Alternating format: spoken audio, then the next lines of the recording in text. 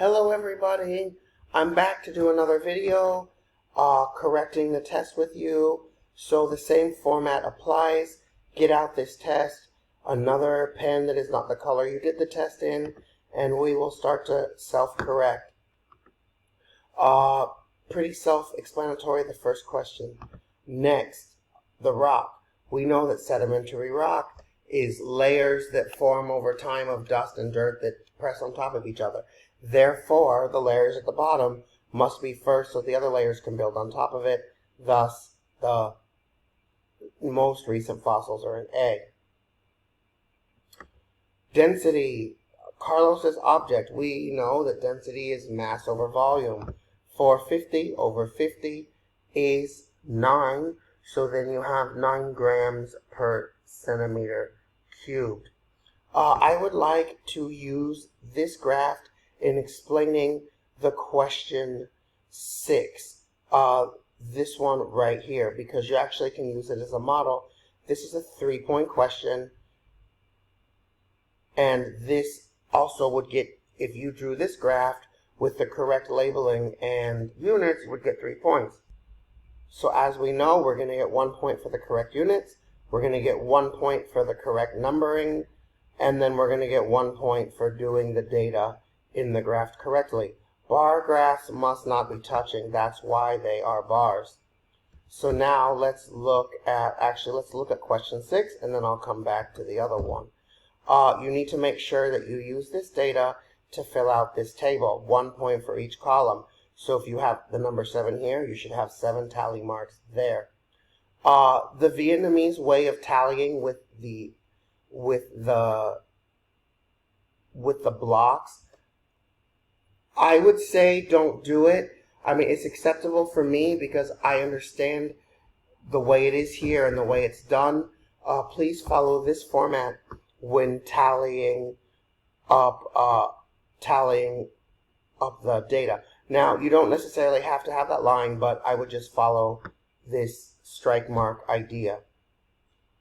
So you can make a line graph, but I'm going to recommend that you make a bar graph. And you would do this by putting the temperatures down there, whatever it is, and then the number of students this way, and then you would build your bars like that. Now, let's go back to the question about light. So, let me look at the book for this one. We know that blue filters filter out blue light, green filters green light, red filters red light.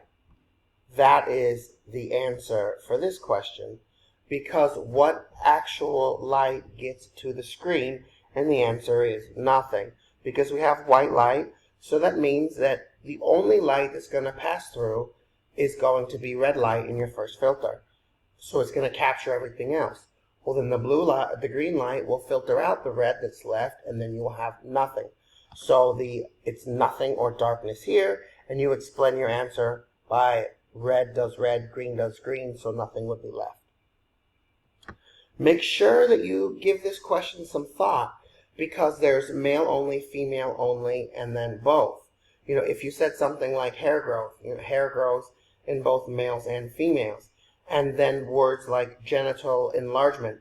While genitals is a general term for males and females, so that would have to go down here. If you wrote that for a male, it would be incorrect. You would need to write penile enlargement, and then for a woman, you would write breasts develop or enlarge.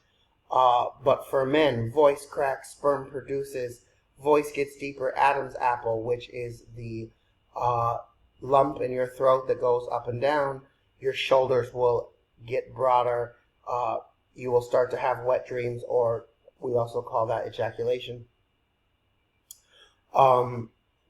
Females, they menstruate, they ovulate, they develop breasts, hip widen. And for both, we have, of course, body hair, enlargement of sex organs, pimples, and growth spurts.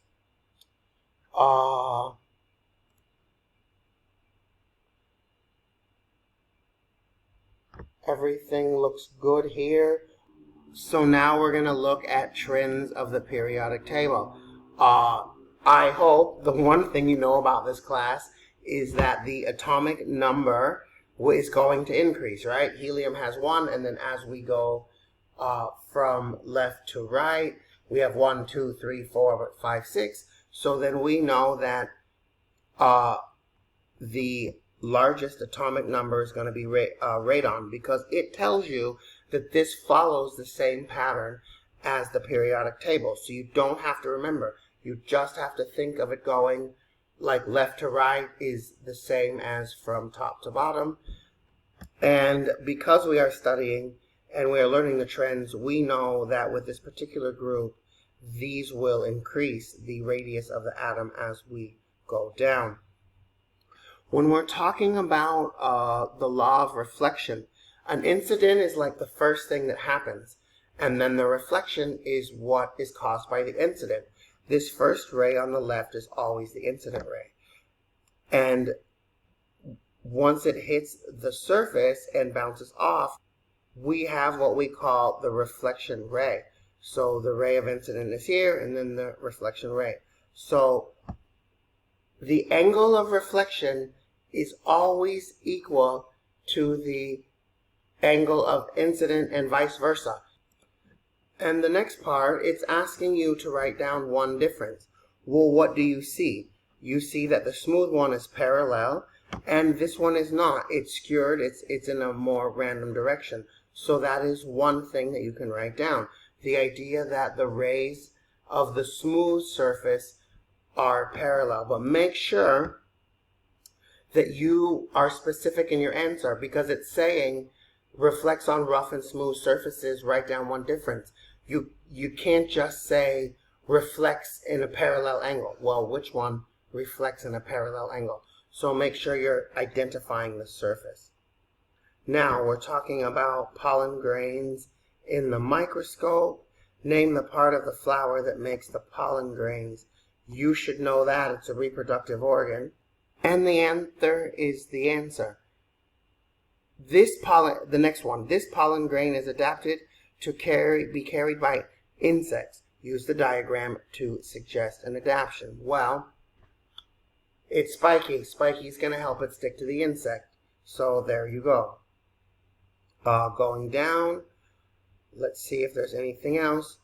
We remember that this is the idea of convection. Anytime we have something that can flow, water and or gas, we are going to have the hotter particles rise to the top because they are spread farther apart and less dense, and then the colder particles are going to drop down and make something like that.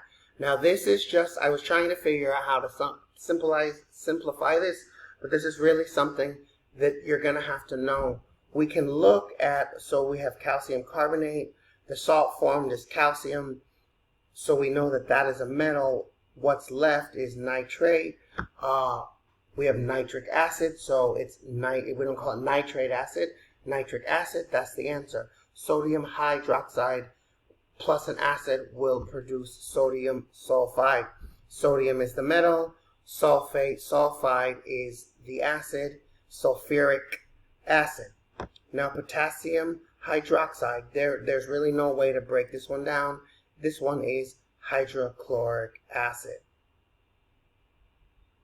Did I miss it? Hydrochloric acid. You can also write down the formulas. I know for sometimes the Vietnamese students, it's easier. So now, continuing with the idea of convection and all of those things, the question is that why does trapped air help keep the bird warm? And it is because it is a good insulator. Trapped air is a good insulator. So trapped air is not, being a conductor wouldn't help it, right? Because what does it want to get shocked? So the only answer that makes sense is an insulator. Why else would they do that if it wasn't to insulate or to keep the temperature more or less stable? Now, this question different, we don't go over mini equipment, but different equipment. The net is for, of course, aquatic things.